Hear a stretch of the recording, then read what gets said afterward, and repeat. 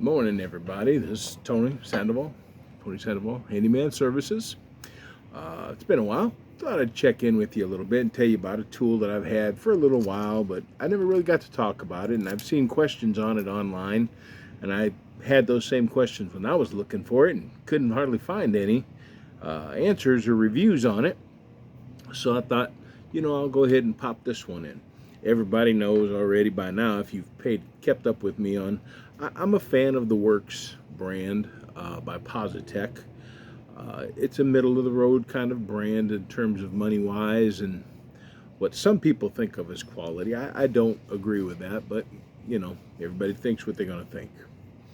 The tool I want to talk about today is a compact circular saw by Worx. It's called the WorxSaw.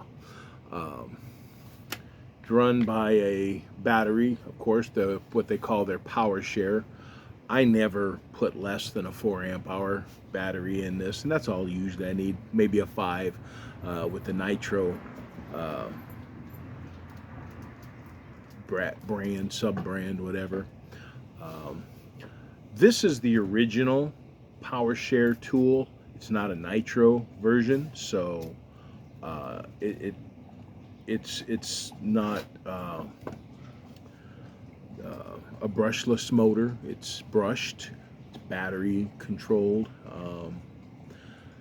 It's a good tool for. I mean, a compact circular saw in general is a good tool for certain kinds of work that you're going to do.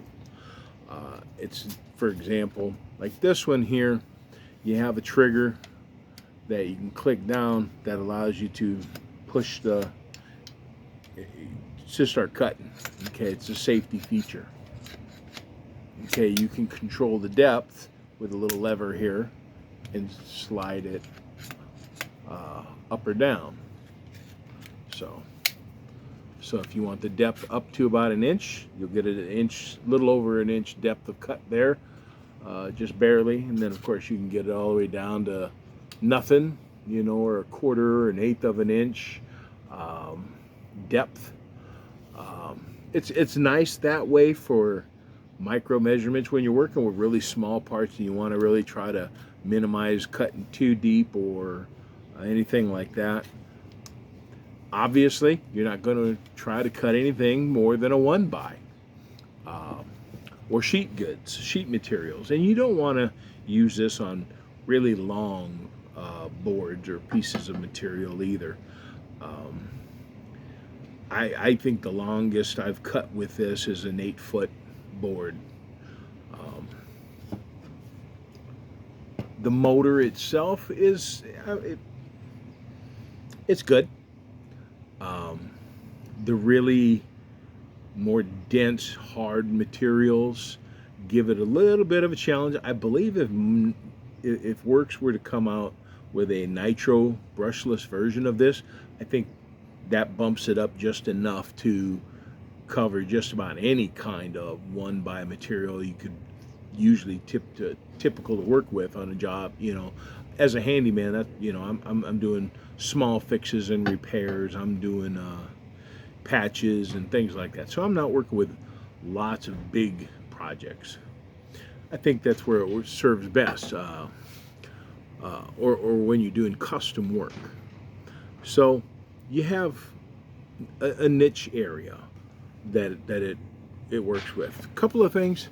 The blade is kind of hard to watch line up because of the way this is set up.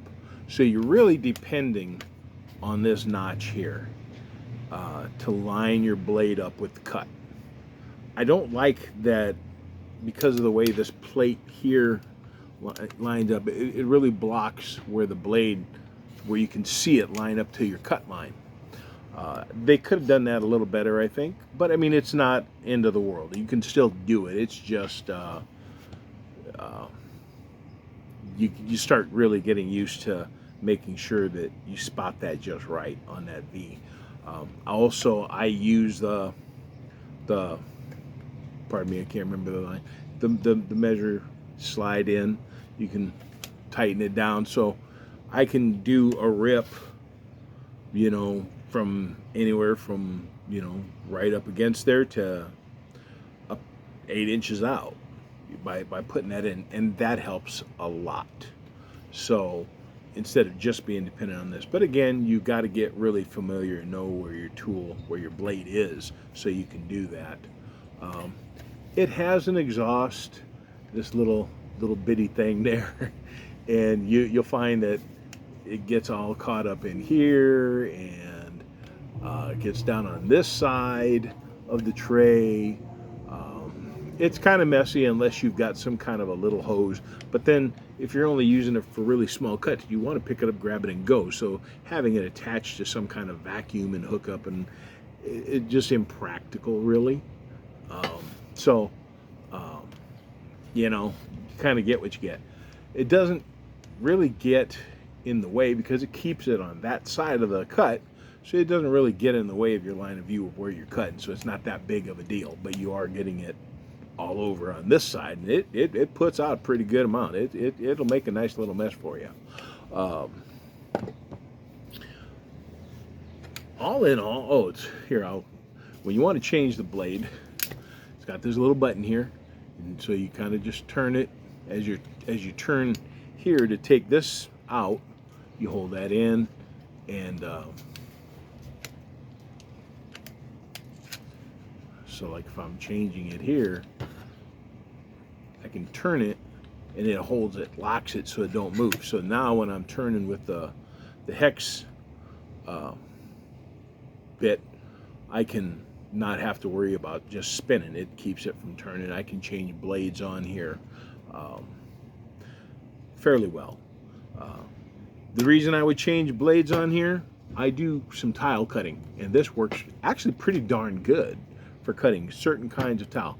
You don't want to use it for any kind of a, thank you, Pete. That's Pete. Anything you don't want to mar the surface of. This will chew the crap out of the surface. If it's a fine, glossy, glassy kind of thing, you don't want to do that. Wood, it's fine, no problem. But you don't want to put this on a finish, fine finish. It's something, yeah. But I have a blade that's for cutting tile and glass and even stone and masonry. Again, you're limited to a 1-inch depth, so you're not cutting a lot of that. Again, it's all going to be trim pieces. It's all going to be small custom stuff. But where it does come in handy, you are glad to have it. And I don't think it's just this particular model, this brand Worx. I think any compact circular saw is going to fit into that same niche. It's not going to be used everywhere. Not everybody is going to want one or need one. But when you have it, because you do that kind of work every often enough, you will be glad you have it. I don't regret buying it. I still use it all the time.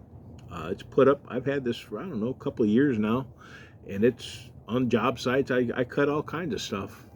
Use it for repairing all kinds of things around people's houses and in stores that are my customers, putting together small projects, small builds, things like that.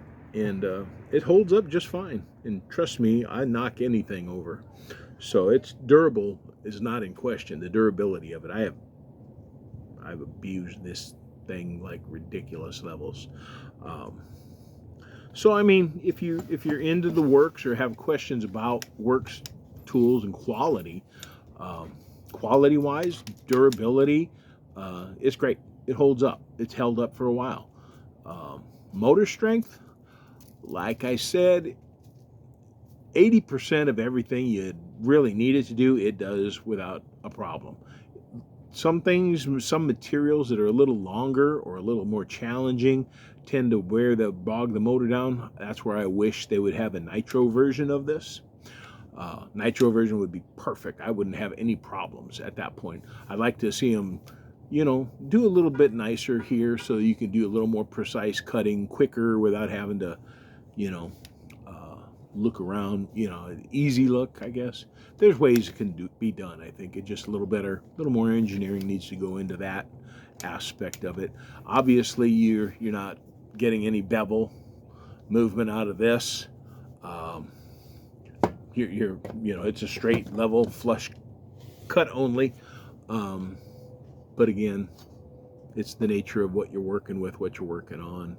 The nice thing about this little tray, this little guide, is just like any other saw. You're working on, like, say, a cross cut. You pop that on your board, and it'll slide right across, just like a regular circular saw, just a much smaller, more compact version. So there you go. This trigger here, let me show you. This trigger, if you look here, pops that little piece here back so that this will open up. See, you don't hold that, it locks into place. Pull that up. Now the safety's not engaged because it moves that little piece right there. Pretty simple, but effective. And it, trust me, I've had more than one occasion where ADHD bonehead me has just up and going, not really putting much thought into it because brain just goes into action. And I was glad that was on there. So it's actually saved a finger or two, I'm pretty sure. If you have questions, put them in the comments. I'll answer them as best as I can.